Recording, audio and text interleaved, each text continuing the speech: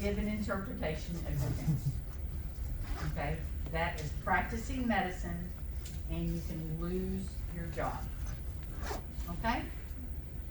Now, being a sonographer, I've walked out of the room and they've even got my transducer and they're scanning themselves. Okay? And if they're looking at the screen, well, in ultrasound, anything that has fluid or blood in it is black. Okay? Anechoic, no echoes. And they'll say, "Oh my God, what's that black thing?" That's part of your liver. I can say something like that. But I would never say, "Oh my God, that's something in your liver." I don't know. I'm just going to say it's part of your liver. Even if it could be a cyst or something, or a mass in our liver, I would say it's part of your liver. Okay? And the reason I would say liver, because I'm scanning the right upper quadrant. Okay? But I'm never going to give an interpretation. Okay? For instance, the waiting room is full. All of the exam rooms are full. The radiologist isn't full. Okay?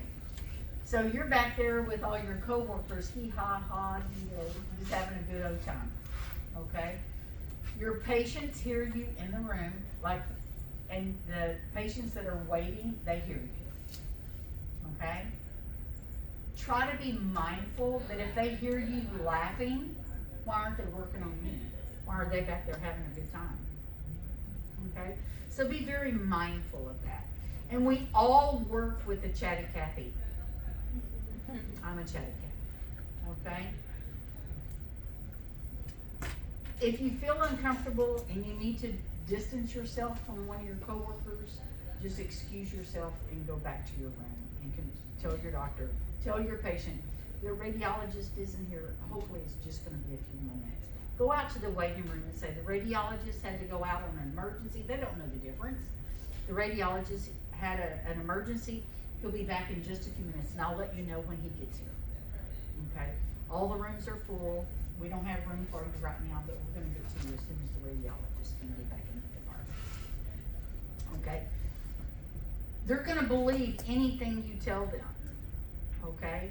So be sure you reassure them, and don't stand around laughing and giggling, because they're either thinking you're laughing at them or you're giggling and having a good time when you're not doing it. Okay? Verbal skills, you want to use the proper language whenever you're talking to your patients. Now, I'm going to talk to a 3-year-old different than I talk to a 12-year-old versus how I'm going to talk to one of you. Okay? I'm always going to use the proper speech and grammar. Okay? I'm not going to talk fast. I want to talk where they can understand me. I'm not going to use my medical terms. And if I'm talking to a child, I'm going to get down to their level. Okay? Like if I have a mother that's holding a patient, I'm going to pull up a thing and I'm going to talk. I'm going to talk to the mother and to the child together. Okay? I'm not going to go like this and talk down. I'm going to get down to their level. Okay? What am I telling the patient whenever I sit like this? What am I exuding? Your concern. Huh? You're trying to help your concern. Yeah, I'm here for you. Okay? What am I exuding whenever I do this? Authority. Authority. Okay? So pay attention to your actions and the vocabulary that you use. Okay? I'm not going to tell a 12-year-old, say cheese. Am I going to say cheese to a 3-year-old? Absolutely. But I'm not going to tell a patient that's 12 to say cheese. Okay? Humor. Humor, it's a good thing. It puts the patients at ease. You know, like whenever I lived in California. Okay, if I had a male patient that came in, I'd always say, you can go ahead and keep your britches on. I said, oh, you have to forgive me, I'm from the South. You know, I didn't have to say that, but I wanted to put him at ease, and so I would use slang from the South and then laugh at myself to put them at ease. Okay?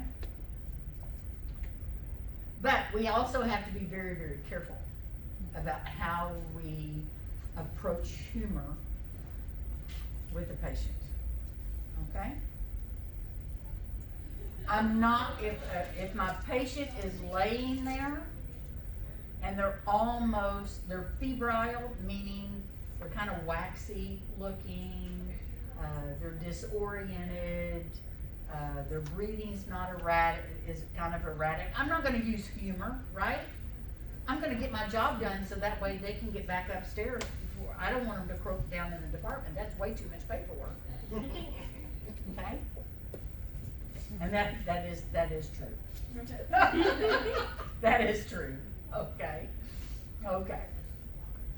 So now you want to you don't want to use cultural slurs, references to age, sex, diseases, abilities of other health professionals. So I'm not going to talk about you to her and you to her and him to her.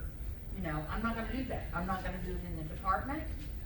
I'm not going to do it in the elevator. I'm not going to do it at lunch, but I'm going to call you. It's like, you wouldn't believe what so-and-so did to me today. You know. Okay. So here it says, Dr. Feddersen has performed this procedure so many times he could do it blindfolded with one hand tied behind his back. Showing, doctor. I'd be glad to, nurse. That's not so funny. Okay. Nonverbal communication. It's how we stand. It's how we sit. It's what we just talked about whenever I was trying to talk to that 3-year-old. I'm going to use, I'm going to walk and present myself as a professional. Okay? I'm going to walk and I'm going to present myself as a professional. That is considered nonverbal communication. And it could be something as easy, like when you go to the grocery store. Okay? Can't you kind of tell if the cashier, if they're having a good day or not? Yeah, you can. Okay? So, went to this cashier. I mean, she was so ugly to the person in front of me. I mean, she was so ugly. So when it was my turn, my first words to her is like, looks like you're having a bad day today. You know. After I said that, her demeanor completely changed. Why? Why do you think? I acknowledged her. Okay. I acknowledged her by stating, you look like you're having a really bad day today. I said, I hate those kind of days. So I acknowledged her, and it was okay because now she's okay because someone's acknowledged her and she's aware of it. I didn't say it looks like you're having a bad day. So to get onto her, I meant for her to know that I recognize you. I hear you. So, going beyond saying it looks like you're having a bad day to emphasize that you're being empathetic by saying like I hate those sort of days. Like when Yeah, because I wasn't pointing a finger at her Right. because I turned it back to me. Right. I said, I hate those kind of days. I'm so sorry. Because I've had situations where I was bartending or whatever, and a person comes out to me, they're obviously frustrated or whatever, but me assuming that they are that and leaving it at that caused them to get even more upset, saying like, oh, you don't know me or whatever, like, Yeah. they get defensive. Yeah, they get defensive real fast. Mm-hmm. Real fast. But if you internalize it, but voice it, it throws it into a whole different dynamic. Okay?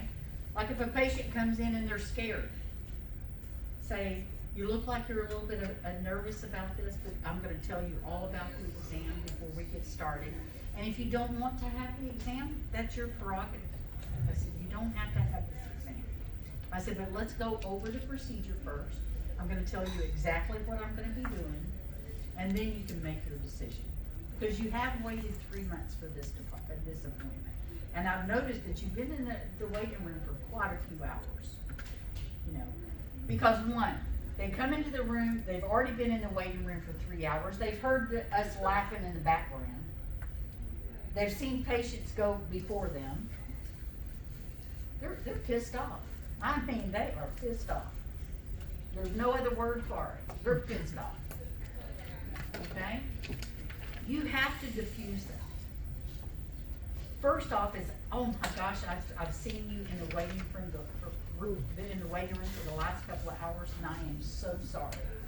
We had so many emergencies come in, and it's hospital policy that we have to take the emergency room patients first. I said, I apologize for that. I said, let's go into the room and I'll explain the exam and, you know, diffuse it, okay? Now, in a couple of weeks, we're gonna go through AIDIT, and you're going to practice with each other on how you greet your patients. But I'm gonna also give you different scenarios. You said AIDIT? It's called AIDIT, okay? AIDIT is how we introduce, acknowledge, AI, introduce, D, Acknowledge, introduce, duration, explanation. Yeah, okay. I think you missed it that day, okay? So we're gonna go through AIDIT. But you're not gonna, and you're gonna do AIDIT with each other, okay? But I'm gonna give you scenarios, okay? And I might be your patient. I love playing those games. So in other words, we can say a lot without ever even speaking a word. Okay, just by how we stand, how we present ourselves, how we look in our uniform. Okay? If I wear a sloppy uniform, oh, let me tell you about this one. So I have a special needs granddaughter. So we waited probably 6 months to get her in to see an orthopedic surgeon at Texas Children's.